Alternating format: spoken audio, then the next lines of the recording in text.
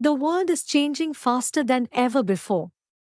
Economies are shifting, alliances are being tested, and global tensions are rising. Some analysts warn that a new global conflict, what some already call World War III, may be closer than we think.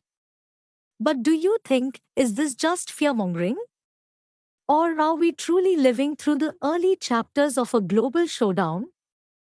Year 2020. Yes, you guessed it right. Our story begins not on the battlefield, but in hospital corridors. The COVID-19 pandemic wasn't just a health crisis, it was the ultimate global stress test. Supply chains broke, economies shrank, millions lost their jobs. The world got a harsh wake-up call. Our systems were more fragile than we ever imagined. Controversy soon followed. Some claimed the virus originated from US-funded research in Chinese labs. Former US President Donald Trump even branded it as a China virus. Investigations swirled, yet no final answer emerged.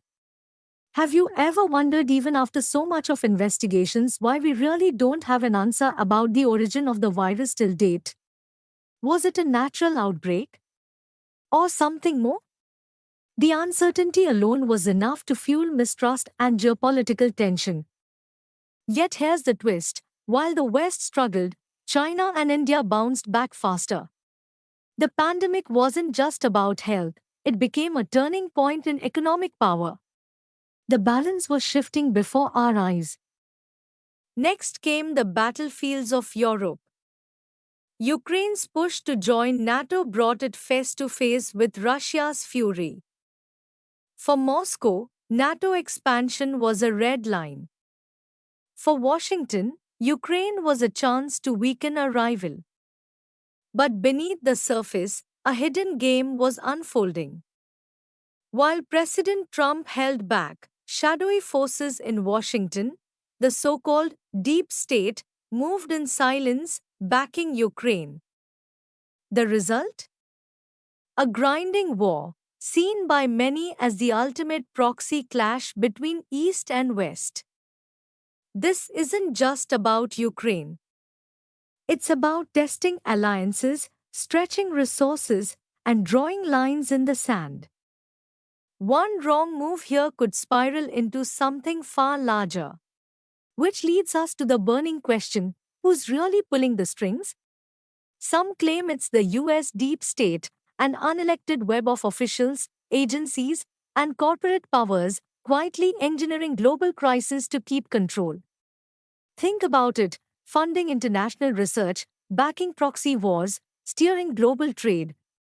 If true, then pandemics, conflicts, even financial shocks may be less about random chaos and more about strategy. And if that's the case, then the real question isn't what happened but what's coming next. Whether you agree or not, one thing is undeniable: the forces shaping our world rarely move in the open, they thrive in the shadows. If the last decade was only the prelude, what comes next? The flashpoints are already emerging: Taiwan's sovereignty, the South China Sea, cyber attacks capable of crippling entire economies without a single bullet fired. These aren't distant threats, they're today's strategic moves in a high-stakes global chess game. And unlike the wars of the past, the next great conflict may not be fought on land or sea at all. It could unfold in cyberspace, in financial systems, even in the battle for control over technology itself. If you want to stay ahead of these global power shifts, hit that subscribe button, drop a comment with your thoughts, and share this video. The world is changing fast, don't blink.